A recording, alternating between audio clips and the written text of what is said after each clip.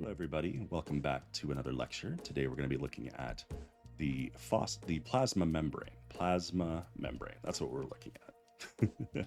And this is a very bad picture of a cell, clearly an AI generated one, and not accurate in any way, shape, or form. So the question for today is going to be, why is the plasma membrane an important structure of the cell? And it's a great question. I like it. I'm very happy with that question. The vocabulary you will need to answer that question are phospholipid bilayer, transport protein, fluid mosaic model, and selective permeability, sometimes called semi-permeability, but this book says selective permeability, and that's what we're going to go with. Review vocabulary for today is the ion, which is an atom that has an uneven number of protons and electrons and can come in one of two forms. It can be either your positive ion or a cation, or a negative ion or an anion. And your cation has fewer electrons than protons, and your anion has more electrons than protons. So good stuff. Hopefully you remember. All good things. All right, so the phospholipid bilayer is a layer of it's a layer of back-to-back phospholipids. And a phospholipid is a special type of lipid. It has a phosphate group, which is polar and is attracted to water. And then it has two fatty acid tails, which are nonpolar and are repelled by water. And so what happens is your phospholipids line up with your phosphate groups aimed outwards and your fatty acid tails aimed inwards, and they create this really good barrier between the outside of the cell and the inside of the cell. And so their arrangement is known as a bilayer, bi meaning two layer.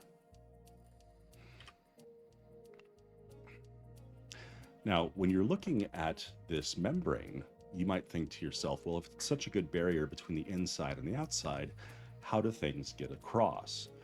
Well, really small things like ions and maybe water molecules can passively move or diffuse through the plasma membrane. But larger things, or really strongly charged ions, need what are called transport proteins. And these are various types of proteins. Some are just hollow channels that allow things to move straight through, like what are known as aquaporons, which allow just water to flow through unimpeded in some types of cells.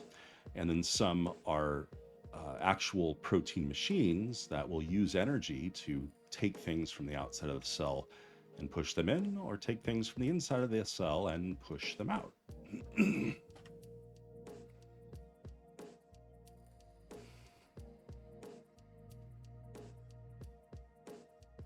Now, a substance known as cholesterol, and this probably should have been a vocabulary, prevents the fatty acid tails from getting tangled. It acts kind of like a comb. It also does some waterproofing, and high concentrations of certain types of cholesterols can create waxy substances that are completely watertight, like your skin cells actually have a high cholesterol content, and it makes them very resistant to permeability to water.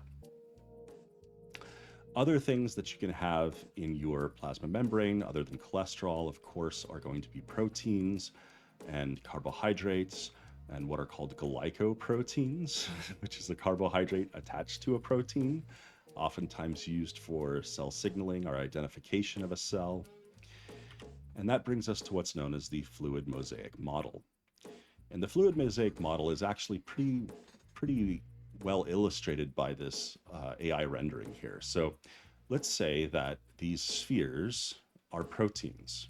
They're embedded proteins, and this is the phosphate group of your lipid bilayer. So you're looking at a cell from the outside trying to look in. Well, it turns out that things can move laterally, or left and right and up and down, within this lipid bilayer. there are underneath some protein structures, some microtubules and microfilaments and intermediate filaments that create kind of a scaffolding that limit how far these things can move. But without those internal cytoskeletal structures, the proteins can kind of float somewhat freely. Now, they don't flip over to the other side because any protein like this, the outside would be hydrophilic, and the part that's stuck in the membrane would be hydrophobic. So it would want to stay with those fatty acid tails, and you would need something pretty monumental to get it to change that orientation. But it could move down, it could move left, right, it could move up pretty easily. And so in the fluid mosaic model, your phospholipids are your fluid, and the mosaic is all of the proteins and glycoproteins and transmembrane proteins, transport proteins, ion channels, aquaporons, all of the beautiful things that allow for there to be a the ability to move things across the cell.